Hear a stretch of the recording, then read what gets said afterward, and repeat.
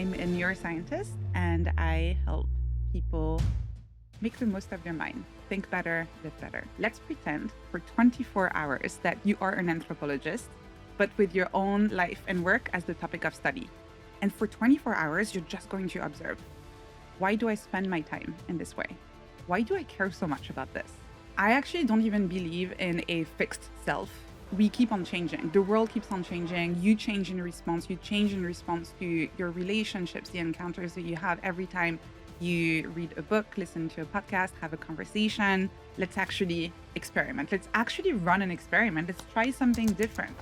What's really interesting with experiments is that you're not starting from a goal and a binary definition of success. You're saying, I'm going to try this thing because I want to learn something new. And that's it. I know meditation can be dangerous for some people. Really? Yes, absolutely. There are ways where it can increase anxiety because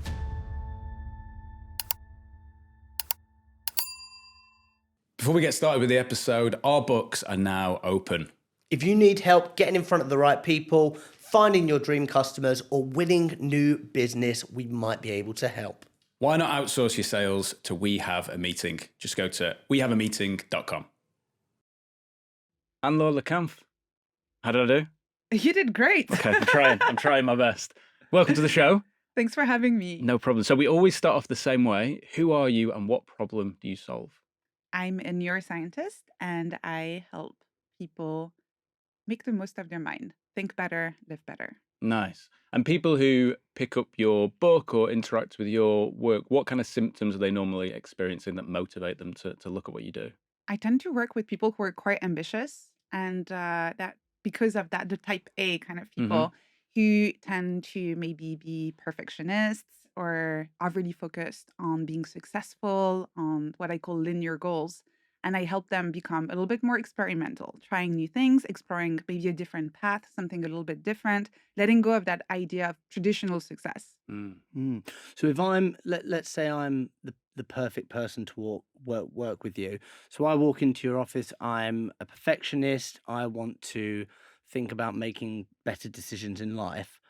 Where do I start?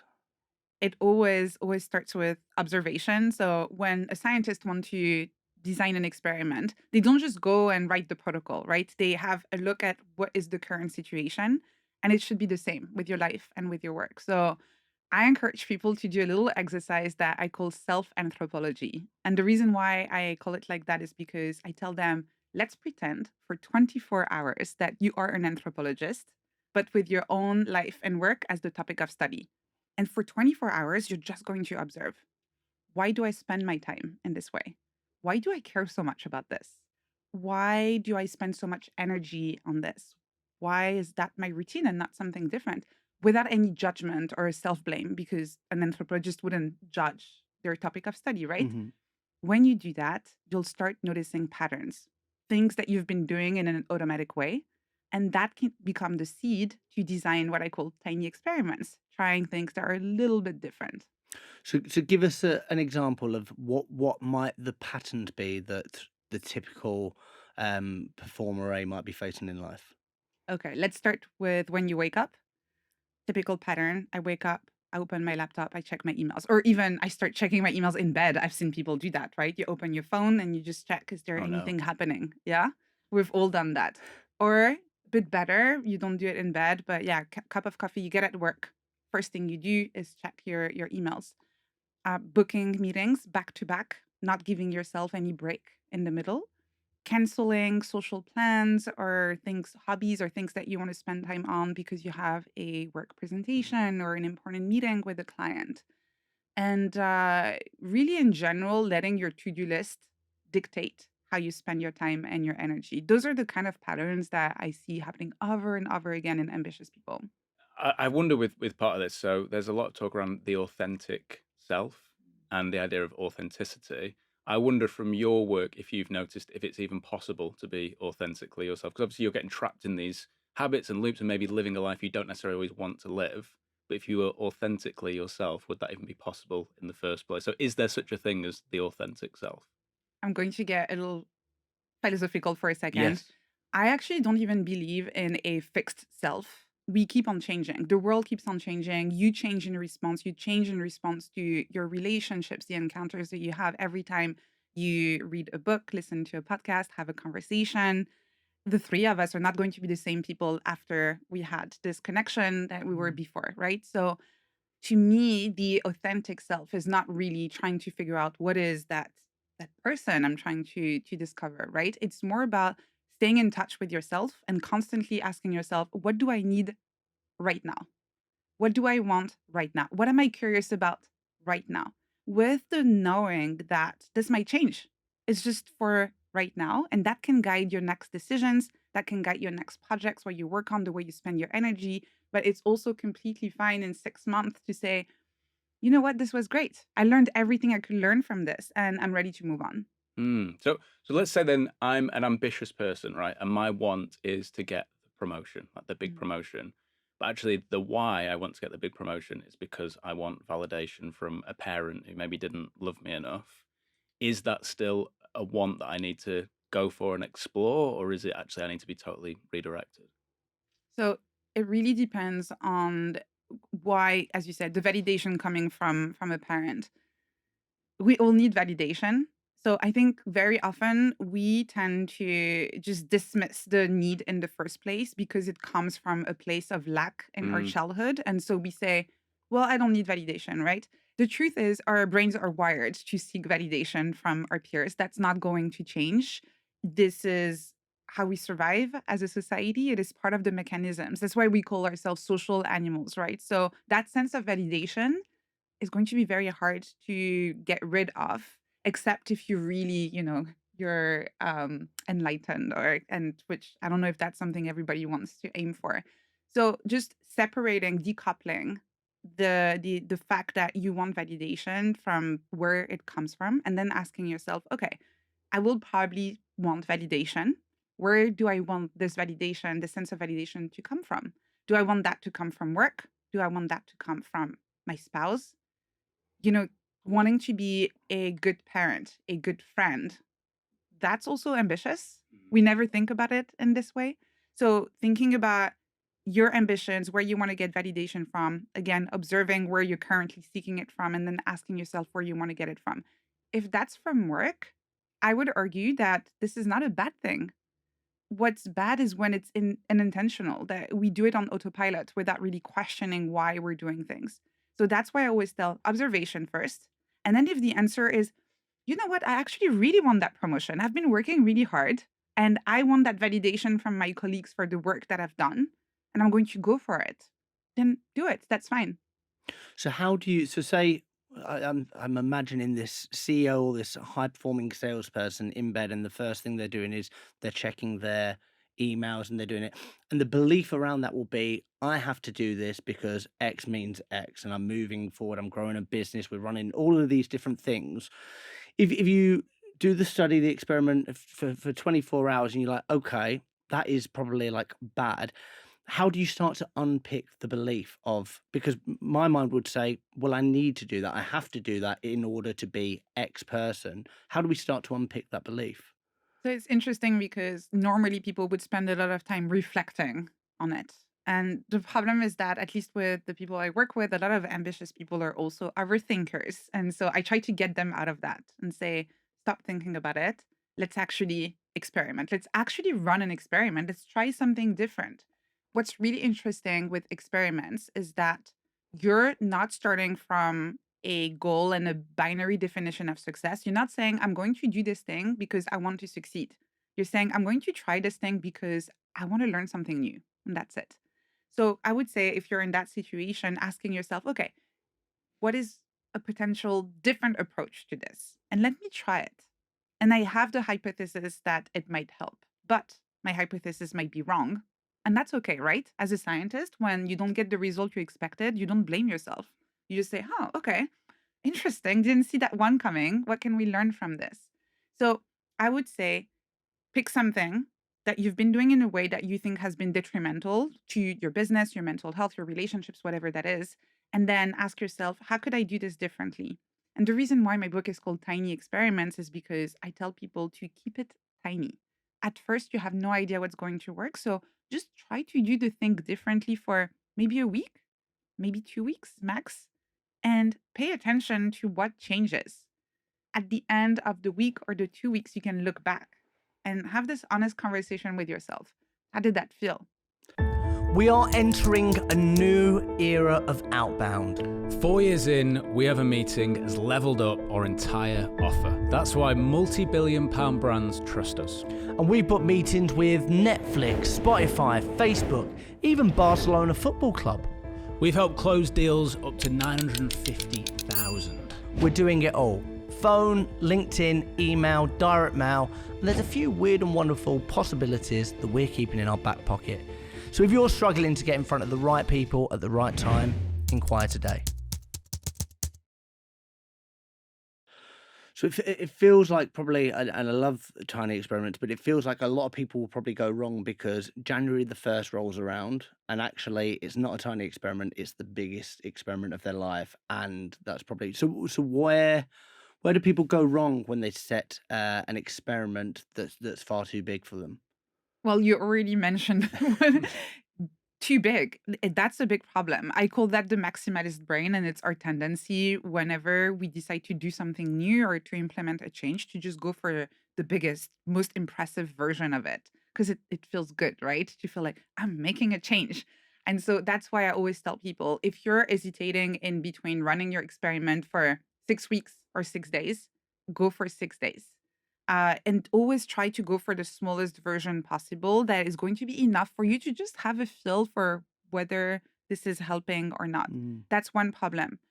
Another problem is when we copy paste our experiments from other people's experiments. So you might have a buddy who does something. That's something that happened to me with YouTube, for example, where everybody around me was starting a YouTube channel. And so I felt that kind of pressure that Mm. nobody was putting on me. I did that to myself. Yeah. And I said, oh, wait, I also need a YouTube channel, right? We very often do that. And again, this is part of being ambitious. And you normally also have the kind of friends who do a lot of cool things. And you feel like, wait a second, am I a failure because I'm not doing this thing? Am I missing out on something? So that's another mistake. And this is also why I tell people again, don't overthink it, but keep it quite small because you can realize very quickly that even though your friends have been raving about this thing, maybe you don't like it. Maybe it's not for you. So those would be the two main things, making it too big and also copy pasting your experiment from someone else. Nice. I suppose for people who maybe haven't read the book, what's a good example of a tiny experiment that was maybe the outcome might surprise people? Well, I guess I'll use the YouTube one actually, because whenever I hear people say, you need to do this, instead of overthinking it, I'm like, okay, I'm curious, let's try it. So I did that with YouTube. I said, okay, I'm going to record and publish a YouTube video every week until the end of the year. And that Mm. was about 2, 3 months. I did it. And I thought I would like it because I am fairly creative. I love writing. I love working with ideas. I love teaching. So I did the experiment, and then I always recommend paying attention to both the external and internal signals when you're evaluating whether the experiment worked for you or not. External signals look pretty good in terms of subscribers, likes, Mhm. comments, whatever you would put in a dashboard that looked good. Internal signals, I hated it. Every time I had to sit down in front of this camera, I hated it. And because I had so much resistance around it, any day I was supposed to record a YouTube video, I was also procrastinating on everything else. So not only I didn't like the experiment itself, but it was having negative downstream effects on a bunch of other things in my life. And so what did I do at the end of the experiment? I stopped. You are allowed to do that. I stopped. And no, I did not get thousands of emails from people telling me, why did you stop your YouTube channel? Most people don't care. Really, everybody is busy. And so I think it's better to optimize for what actually brings you joy in your work rather than trying to please an imaginary crowd that Yeah. actually doesn't care that much. You mentioned something really interesting. So you said about procrastinating. So there's Mhm. like the task, and then I'm procrastinating to not do the task. I think a lot of our listeners will come up against that a lot. Is procrastination typically a symptom if you're looking at it through that lens? Absolutely. It's just a signal from your brain that something is not quite working. What's interesting though is that in our culture, we tend to completely repress that signal. If you go online and you look up, I'm procrastinating, help, or how to manage your procrastination, most of the articles you'll find, or even on YouTube, will be about how to beat your procrastination, how to get rid of it. It's pretty violent, actually. And it's a shame because you can learn a lot from your procrastination if you just treat it as a signal from your brain and you listen to it. You can get some very useful information that will help you not only get unstuck, but move forward. So I have a little tool in the book that I recommend using whenever that happens. So first, it requires a bit of a mental shift. Next time you procrastinate, you don't have to do it exactly like this, but just imagine saying, "Hello, procrastination. Welcome back. What are you trying to tell me? What are you trying to communicate?" And then you can use this tool to have a bit of a structured conversation with your procrastination. Is the problem coming from the head, from the heart, or from the hand? If the problem is coming from the head, it means that at a rational level, you're not fully convinced that you should be working on this task in the first place. If the problem is coming from the heart, it means that although you think, yeah, I should be doing this thing, at an emotional level, you don't feel like this is going to be fun. It's not going to be enjoyable. And if the problem is coming from the hand, it means that at a practical level, you don't believe that you have the right skills or the right tools or even sometimes the right support network in order to complete the task. And what's great is that when you start having that conversation with your procrastination, in a bit of a systematic way like that, you can also be systematic in the way you solve the problem. So if the problem is coming from the head, you can go back to the drawing board and ask yourself, okay, is that the right task? Is that actually aligned with my ambitions? Is there maybe a better way to do it? If the problem is coming from the heart, then make it fun. You can grab your a friend and do a little co-working session or go to your favorite coffee shop. And if the problem is coming from the hand, then raise that hand, ask for help. And so that could be coaching, mentoring, or watching a video tutorial. But when you know that the problem is just practical, you can then go and solve that problem. So when you were talking about that, it makes me think of like discipline and the it's I guess it's listening to the body, but a lot of the time when you wake up at 5 in the morning and you're ready for the gym and maybe the baby's been crying, you think, oh, I don't want to do this. But then sometimes people will confuse procrastination with discipline. So what's your take on just there are many books out there. I think some of them are called like Do the Hard Thing or Get Up, Kick Yourself in the Arse, whatever they are, things like that. So how do you talk to yourself in a kind of manner when it comes to doing the things that you might not want to do, but you know you have to? I think there's a misconception, which a lot of people are feeding this idea online that ambition needs to be hard. It needs to feel effortful.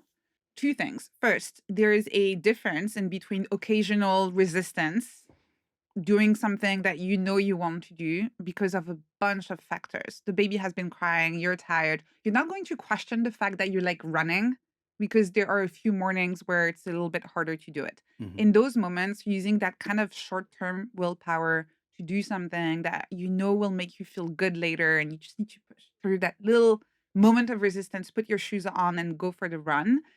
That's one thing, and that I think, there's no question that this can be really helpful because sometimes there's just feeling better on the other side of a little bit of pushing through. Then there is the idea of just pushing through all the time, using willpower to work really, really, really hard, and this is how you're going to be successful.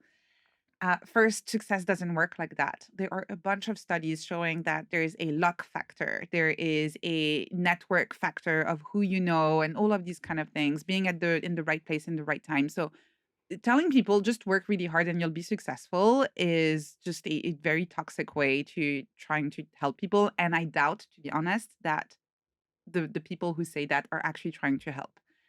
And if you want to be successful, I believe that you actually need to enjoy what you're doing, which doesn't mean that it's not hard sometimes, right? It's not incompatible. Sometimes you can do something that's quite hard but enjoyable. Writing my book was hard, but most of the time I actually enjoyed it. And I had to push through sometimes a little time, but it wasn't a complete slog or feeling like, why am I doing this to myself? I hate every second of it, but I want to be a book writer.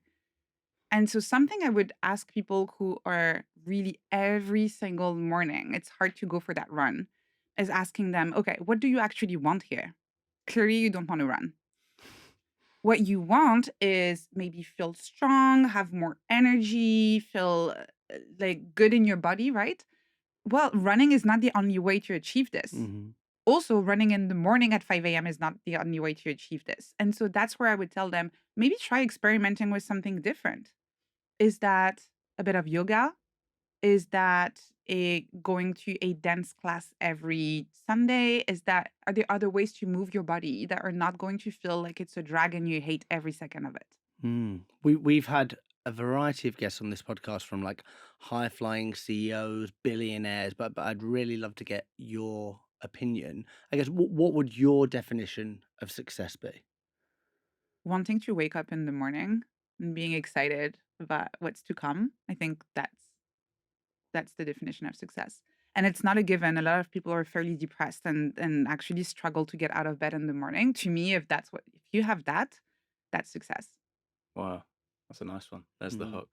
Um, so I did a horrible thing the other day that I think we all do, where you search things in ChatGPT and you get an answer that you think, "Oh my god, is that true?"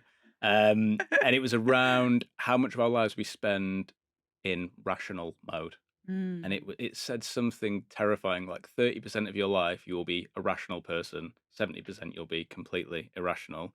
And then that led me down the path of, is free will a real thing? And then before you know it, I'm wanting to throw my phone in the river and never look at it again. So I suppose from your perspective, what you've learned in the neuroscience, are we just being dragged along by our irrational mind, or is there more to it than that? Unfortunately, a lot of that is true. Oh, Yes, we're not rational beings. I don't think it's such a bad thing. I think what's really important is really to practice turning back on your rational mind in moments where it is actually important for you to make a decision that is as rational as possible. So it's a little bit like a muscle that you can train when you notice that you're not being rational right now. And again, it's all about intentionality. There are lots of moments in life I don't want to be rational. When a friend tells me, "Hey, I just broke up with my girlfriend. I have this extra ticket to go to Peru together. Do you want to come with me?" I don't want to be rational. I want to be the person who says, you know what? Yes, fuck it, let's do it. I'll come with you, right? So you don't want to always be rational. There are moments where you would want to. Maybe you're considering a job, maybe you're considering a move to another city. And again, um, that's an assumption. Maybe not. Maybe you actually just want to say fuck it and go and move to that place, right? So it's about asking yourself, is that the kind of situation where I need to use my rational mind? And if so, yes, I'll make the conscious effort to turn that back on to re-engage my prefrontal cortex and to say, let's be rational here. Knowing also that it is probably impossible to be 100% rational.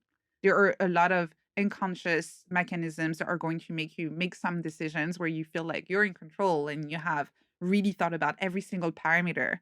But we talked earlier about your childhood. Like all of that has an effect, right? So I would say rather than thinking about it as a binary thing where you're being emotional or rational, more like a little dial where you kind of ramp up turn on a bit more of the rational thinking when there's a Mm. decision that you feel like is quite important. is that a like set in stone piece? So I'm this percent rational, this percent irrational. Can you kind of cultivate the rational side of yourself?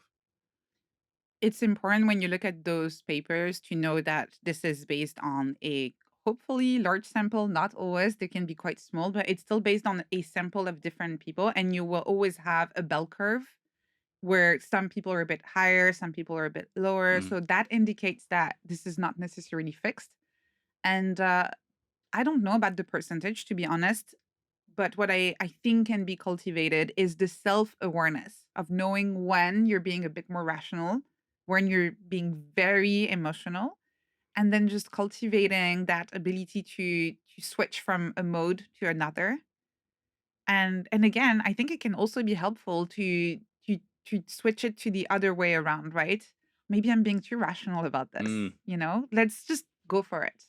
Mm. We talk a lot about people. Me and Zach have been friends for over 18 years now, and we've encountered a lot of people throughout of our lives. And we go through life, and we feel like we coincide with people called NPCs, non-playable characters, Yeah. and we think, surely you can't be real. And then you see people and they go through their own transformation stories of this self-awareness, and you were kind of alluding to it earlier. But can you think of any other tiny experiments if people are listening and they're like, maybe I'm a bit NPC, maybe I'm being dragged around by my unconscious mind?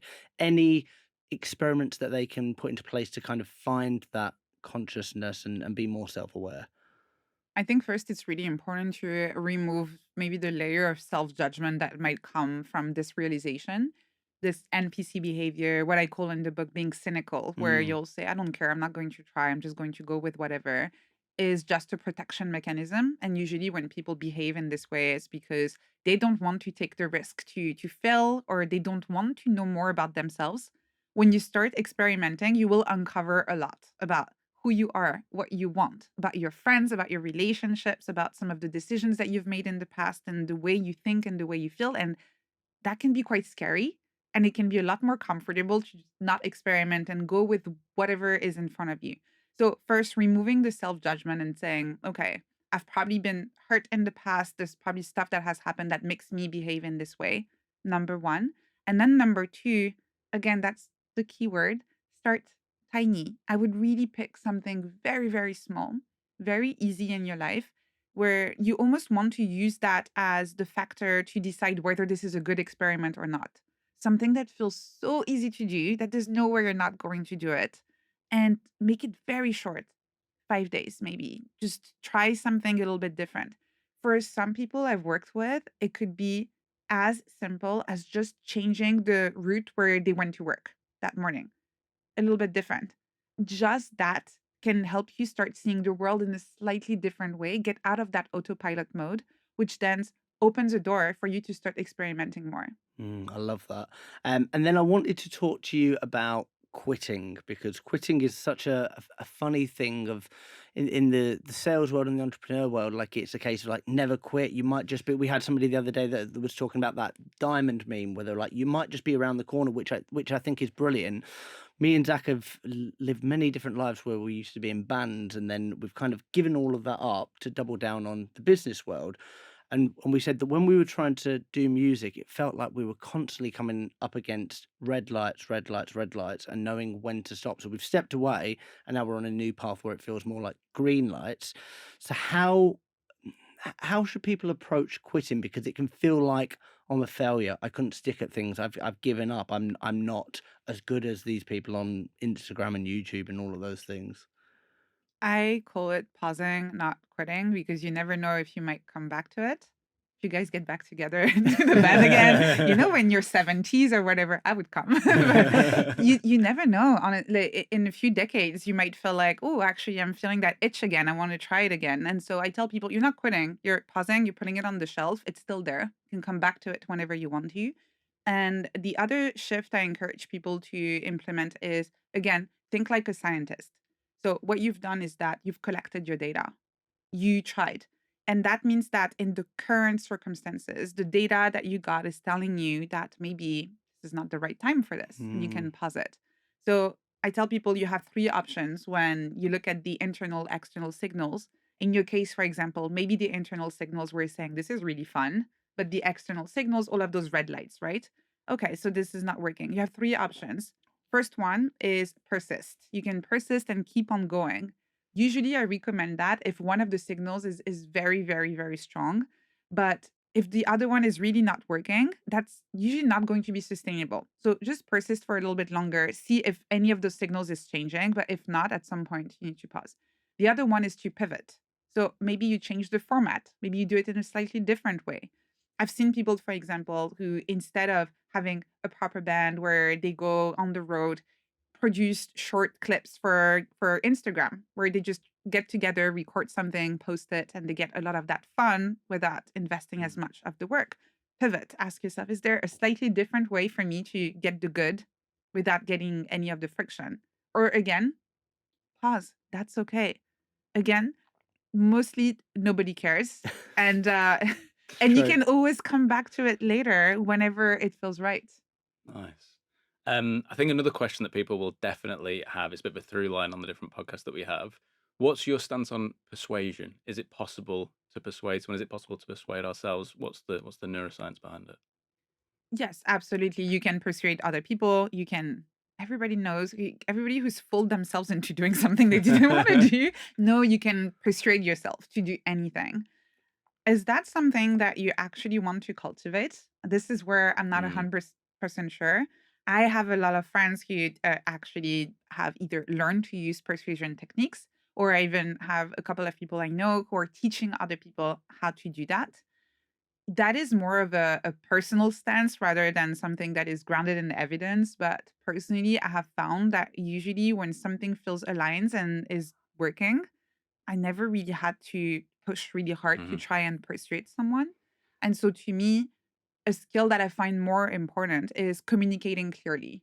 If you can communicate clearly what you're providing and how it might be able to help the other person, and they understand what they would get, then they'll tell you, oh, yes, actually, let's work together. Let's do that together. And this is perfect and this is aligned. If you had to really persuade them, to me, there's always a risk that further down the line, they realize that, oh, actually, that's not really what I wanted. Maybe I didn't need that thing. So I don't know if persuasion skills I don't know if that's a skill that is really that important to cultivate. mhm. Good. Our book is out now. Sales is Therapy is available everywhere for people who are looking to get better at communicating. Asking better questions, closing more deals, and bringing in more clients. Beware, it is not for the faint of heart or for closed-minded people. You can buy it in all good shops, links below. Yeah, we've just brought a book out. If people want to get it, they can get it. Sales is Therapy is the name of the book. And the idea is that a sales conversation, if we can guide someone to kind of come to their own self-exploration and arrive at either a yes or a no, that's fine. You've kind of done your job, but it comes up against a very old school style of selling, which sounds like what you're talking about, where it's very use those manipulation tactics to just get the deal over the line. Who cares if it's fulfilling for them? So from what you're saying, we're doing the right thing. Yes, I'm glad I gave the right answer. So when you look forward now, so obviously you've brought the book out. There's probably people who've interviewed you like us and picked apart parts of the book and tried things out themselves. When you look forward now to the new world with AI and social media and things like that, what challenges do you think that brings with people even being able to recognize that they need to do these experiments on themselves and test things out? The biggest risk, I think, with AI, and I use AI, I think it has amazing potential in terms of making the world a better place. But it's really the outsourcing or thinking. And I'm seeing a lot of people who are starting to rely on it a Hmm. lot more. I've even noticed it in myself where I sometimes struggle to phrase an email and I'll go to ChatGPT to try and find a better way to say it. I never used to do that. And I write for a living. I consider that I write, but there's this self-doubt sometimes that there's maybe a better way to say this and I just need to check. And I feel like if I do that too often, I'll actually end up not writing as well as I used to because I'm again not using that creative Hmm. muscle. There's also the risk with thinking about problems where I've also noticed that in myself, the temptation to just do a brain dump and putting it in ChatGPT to tell me about 2 or 3 different strategies to approach this. And it will always give me strategies that totally make sense on paper, but that have zero originality because they're based on what everybody has been doing in the past. Versus going for a coffee with a friend, taking our notebooks out and actually brainstorming together. And we end up coming up with ideas that there's no way I would come up with using ChatGPT. So I would say to anyone like me who uses I also know people who refuse to use it, and that's a different story. But if you're someone who find it useful and you use it, to try again, it's about this almost this switch, this self-awareness and this switch to ask yourself for certain tasks that you truly deeply care about, where you want to be able to still use your human brain to do them in the future to maybe carve out a little bit more time to do these tasks on your own. It is going to be a bit slower, but first, you're probably going to be able to come up with ideas that are a lot more original. And Mm. second, you're going to make sure that in the future, you're still able to perform the task. I saw you posting about it the other day in terms of like people are losing this and the studies look quite scary. I guess it's very hard to predict, and I think we're all in this position at the moment where nobody can really say, "Oh, we're going." Anybody that says we're going to end up here in 5 or 10 years, it's a prediction. It's an experiment. We don't know. But I guess if we continue to outsource our thinking to artificial intelligence, where do you think, as humanity, we could end up? It's one of those things where you could imagine a world where we have a lot of free time, but then what for? Mm. And that's what I find quite fascinating at the moment is that a lot of the tasks that we automate away with AI are the kind of tasks that I would imagine we would want more space, more time to do. Creating, thinking, connecting, imagining.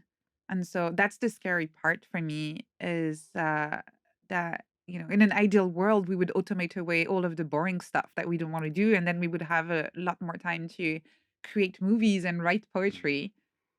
And I don't know if that's the direction we're going in right now. Scary. We have a couple of different topics that come up in a lot of our podcasts, and some of them have kind of breached today. Persuasion is one of them, and resilience is the other. So I always think of the listener, and I think of like a 21-year-old who's never worked in sales before, and they go to the interview, and the guy interviewing them says, "We're looking for somebody resilient," and they say, "Yeah, I'm resilient. I worked in a bar and I did late nights or whatever." What's your thoughts around resilience and building resilience? There are two kinds of resilience. There's the kind of grunt work type of resilience, which is maybe the one that you would say where, I can stay up late, I can work really, really hard. And I think short term, that can be useful when you're pretty junior and you just need to show that you're motivated, you're going to be here, you're going to do the work. Long term, if you want to be successful in any career, I think you want to switch to the other kind of resilience where it is really more about adaptability than it is about keeping on doing the same thing and working really, really hard without ever questioning your approach. This is where, again, being experimental is useful. It's about this flexibility of doing the work, but also always implementing some form of reflection after you're done with something Hmm. to ask yourself in a very honest way: how did I do? How did that go? What can I do better? What can I iterate on? What can I change?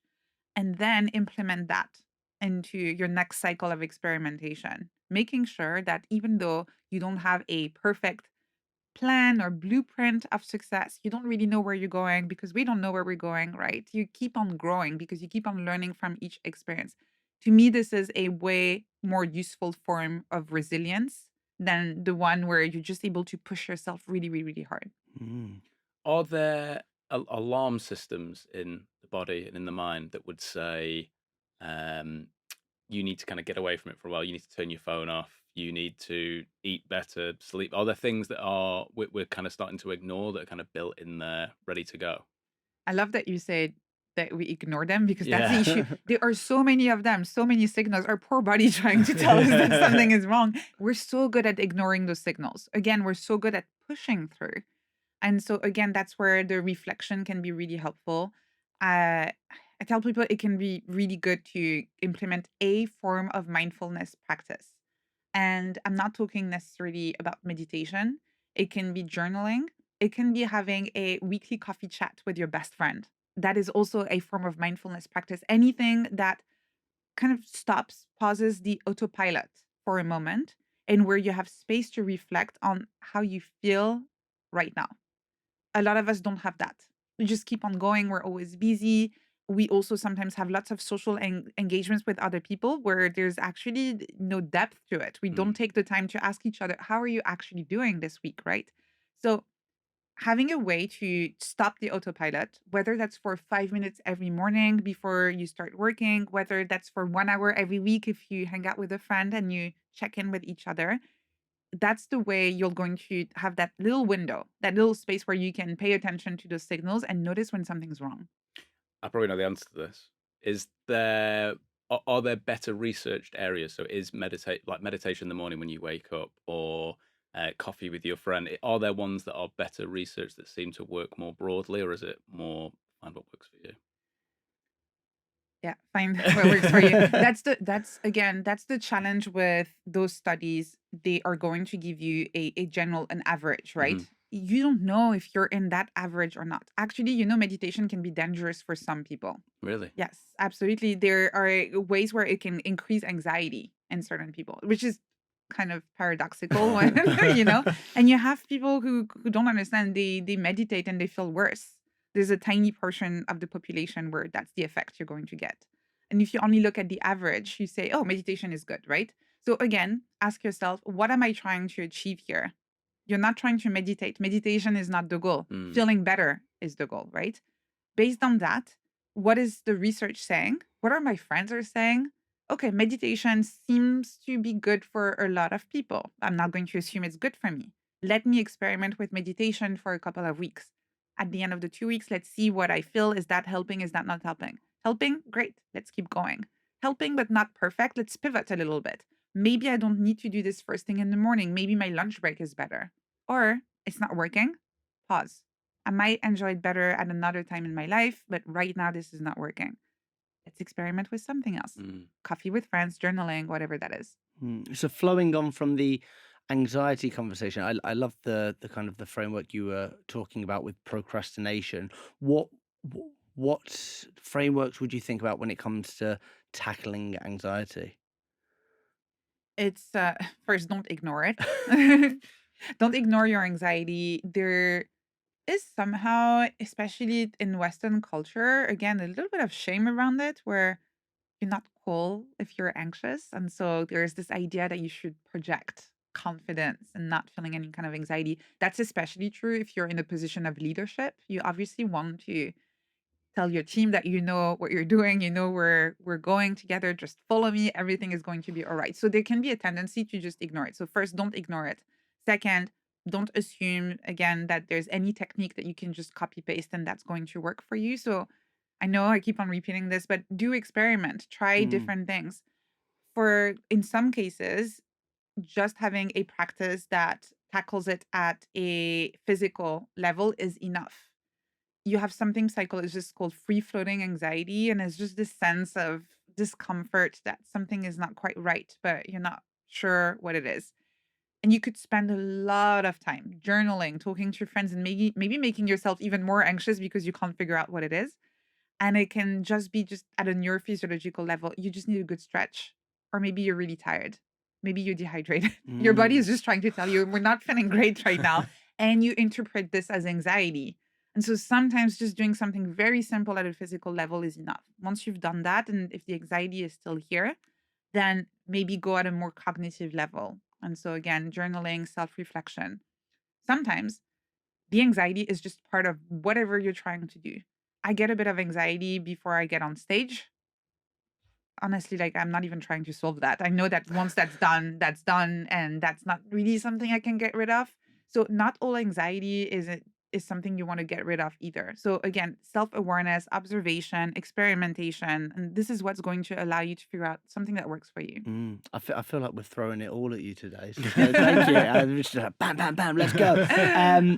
You said confidence there. Me and Duck were having this conversation the other week about confidence and what it actually means because you've got one take, which is the affirmations of I am confident and kind of trying to instill that I'm a confident person.